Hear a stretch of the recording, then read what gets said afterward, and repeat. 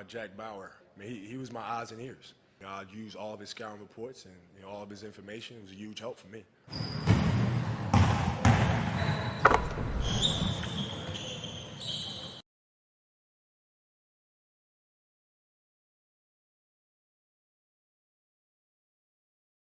First clip for Boston. Good ball movement leads to a three-pointer by Porzingis up top.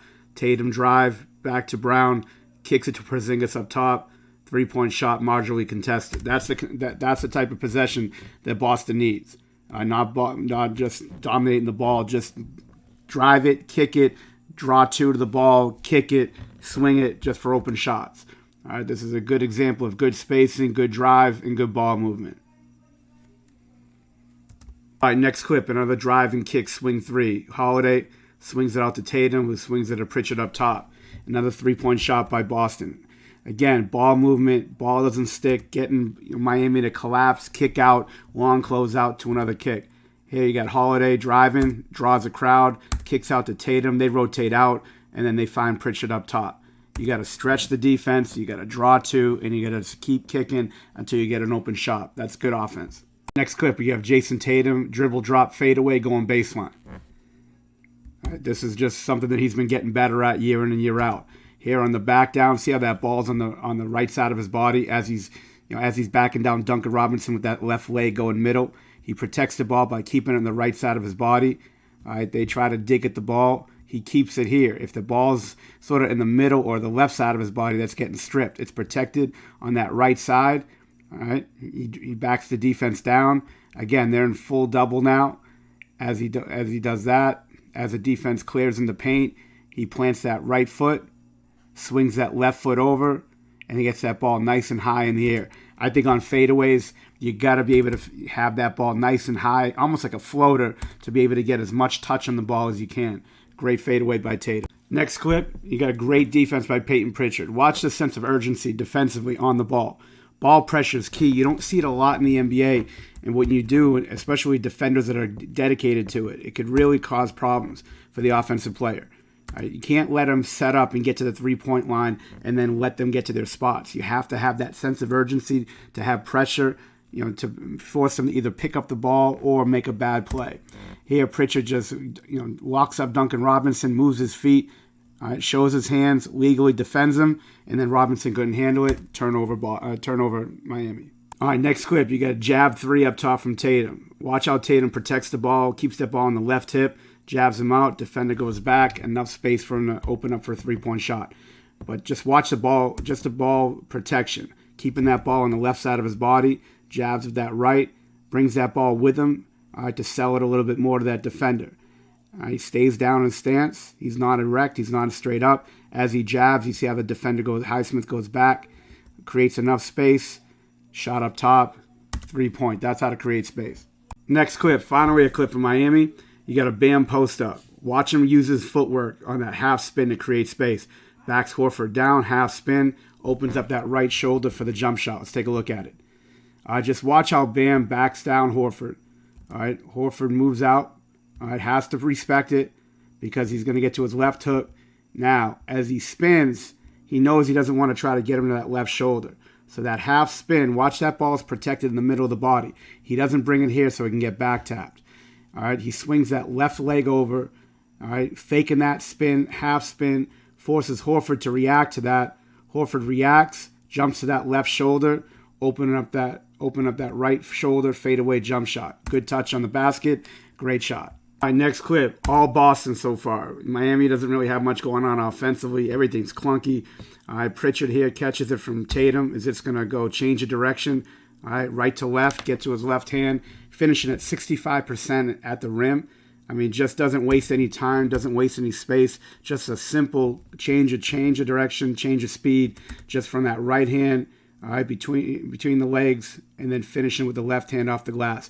Got to have both hands, right and left, be able to finish. Pritchard does a great job just lining the defender up and just driving right by, finishing with the left hand. All right, next clip. We have a Caleb Martin three-point shot from the weak side off of Bam Adebayo post-up. Bam's going to post up. Tatum's going to double, leaving Martin open on the weak side. It's not a bad idea by Boston trying to double and get the ball out of Adebayo's hands. All right, so Tatum does a good job here. he's just going to sit in the paint, giving Porzingis some help.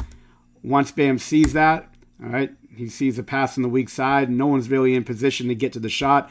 All right, you got Sam Hauser's going to stay connected to Hawkes up top. Pass comes, three-point shot, weak side.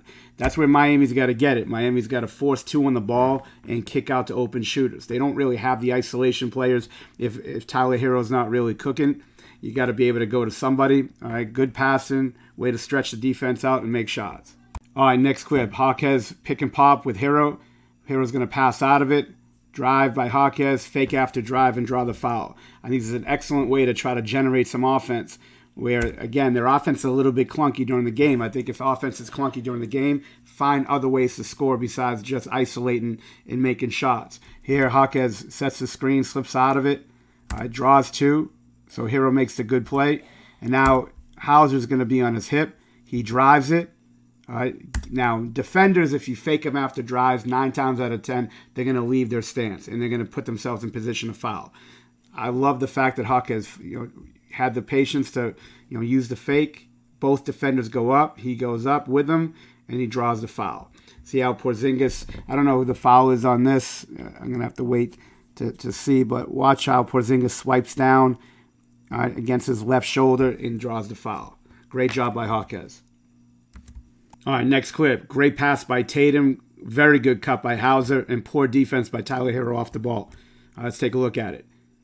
Cutting is a huge part of the game because generating points, especially when they don't run plays to you consistently, being able to generate easy baskets is just going to make you that much more important in your team. Here, Hero plays and tries to play both. Pritchard, are they going to try to put two on Tatum to take the ball out of his hands, or at least don't show him a driving lane? All right, so now Hero's got to guard both Pritchard and Hauser, all right, on the left side.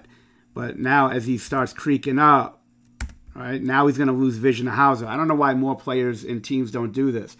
All right, since he's losing vision, he can't see him. All right, he's really worried probably about the Pritchard pass, to be able to make a play. But Hauser is one of the best three-point shooters in the league. Eyes are on the ball as usual, for an off-ball defender. And all that's going to happen here, they put two on the ball. All right, he should be positioned a little bit more facing the referee where he can see both so he doesn't get cut right behind him. He doesn't want to be too far back because Pritchard will be open for three. Obviously, if he plays up, he's going to be susceptible to a cut. And what happens here, he plays up, he loses vision of Hauser, and then Tatum with the great pass generates 2 easy points. All right, next clip, we have Tyler Hero. He's going to reject this screen and roll. Had that three-point shot from the right wing. Tyler shooting 39.6% from three. Look, a little bit erratic offensively at times. Shot selection's a little sketchy, but for sure he made the right read here. As they set that screen and roll with Bam, Tatum's going to jump up in it. All right, he's going to jump up into it, trying to reject at the last second. As he does that, Hero with the crossover. All right, now Tatum's out of the play. Porzingis is in drop.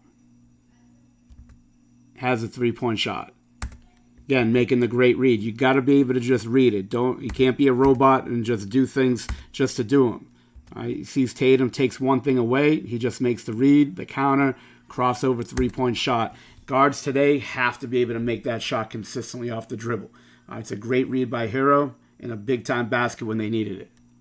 Coming off the Hero three. This is great defense by Miami. Martin, great D on Pritchard. They rotate out to White. Good D by Hero. And then again, Martin on Pritchard, forcing Pritchard into the drive. Jovic does a great job at standing up and getting the deflection. But this is what good defense in Miami really hasn't shown it in this game so far. And finally having energy, just force them into tough drives, showing your hands, angling them off, and then rotating to the next guy. Good energy, force them into a tough drive. All right, late shot clock, and then off-ball defender stands up and gets a deflection. That's great defense.